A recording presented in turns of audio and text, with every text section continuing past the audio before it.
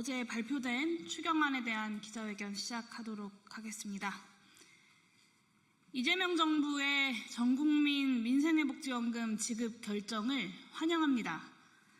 어제 이재명 정부가 전국민에게 민생회복지원금을 지급하는 2차 추경안 편성을 확정지었습니다.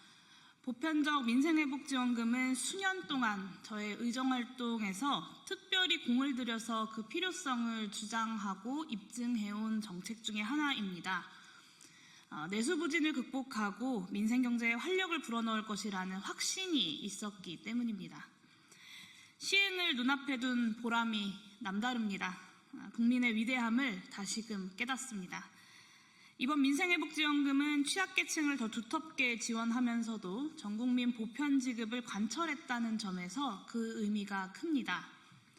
한계 소비 성향이 높은 저소득 취약계층에게 충분한 액수의 추가 지원은 재정지출의 승수효과와 사회적 정당성을 동시에 제고합니다.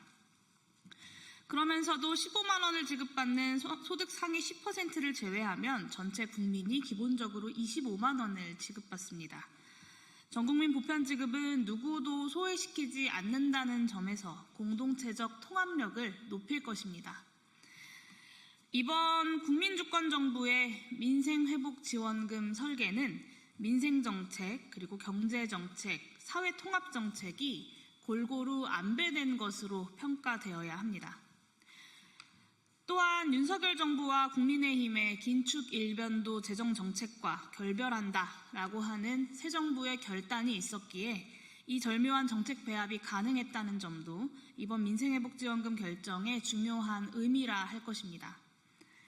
전임 정부로부터 물려받은 어려운 재정 여건 속에서도 재정의 적극적 경제 역할을 복원하겠다라고 하는 이재명 대통령의 결단이야말로 앞으로 민생회복과 경제회복에 기대감을 주는 중요한 국정운영 기조의 전환입니다.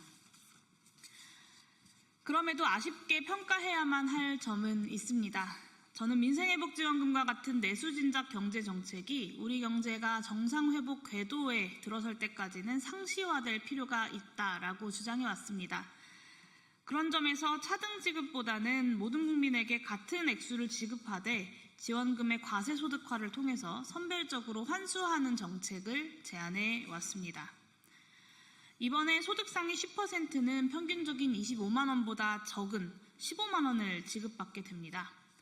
상위 10%의 선별에 드는 행정 낭비는 물론 그 소득을 어느 때 기준으로 어떤 대리지표로 확정할 것인지를 놓고 여전히 형평성 문제가 잠복해 있습니다. 지원금의 과세소득화는 지원금을 지급받는 바로 그 해의 소득을 기준으로 소득이 클수록 차등적으로 더 많이 환수될 수 있으므로 행정적 효율성을 제고하고 형평성 시비를 불식시킵니다. 이런 장점에 더해서 재정의 적극적 경제 역할을 위한 바람직한 조세 정책의 작은 원형으로서도 의미가 있다고 할 수 있겠습니다. 민생회복지원금은 결코 일회성 정책이 아닙니다. 앞으로 민생회복지원금을 내수진작 경제정책으로서 수시로 또 적극적으로 활용하기 위해서는 결국 과세소득화가 가장 우수한 방식이다라는 점을 정부 여당에 다시금 호소합니다. 중장기적인 정책 추진을 위해서라도 이 점을 진지하게 검토해 주실 것을 정부 여당에 요청합니다. 민생회복지원금이 이름 그대로 민생을 회복하고 경제를 살리는 마중물 역할을 다할 수 있기를 진심으로 기원합니다. 기본소득당은 다가오는 국회 추경심의 과정에서도 전국민 민생회복지원금 지급이 완수될 수 있도록 최선을 다하겠습니다. 국민과 함께 민생회복지원금 다시 한번 환영합니다.